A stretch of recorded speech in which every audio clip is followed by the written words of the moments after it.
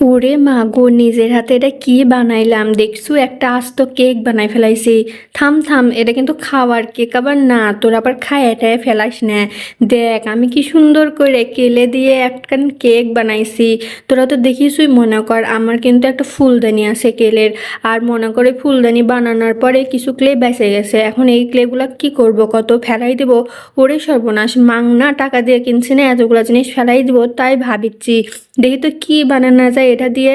যে ভাবতে ভাবতে মনে কর মাথার মধ্যে আসলো যে সব জায়গাতেই তো কেক বানাচ্ছে, দেখি আমিও একবার চেষ্টা করে দেখি পারি নাকি।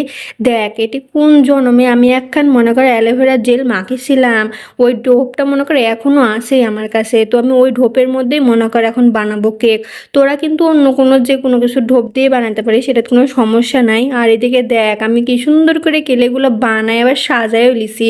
আর এই কেকটা পুরাপুরি সাজানোর পর যে এত সুন্দর লাগবে মা গো মা, আমি বুঝতেই পারিনি।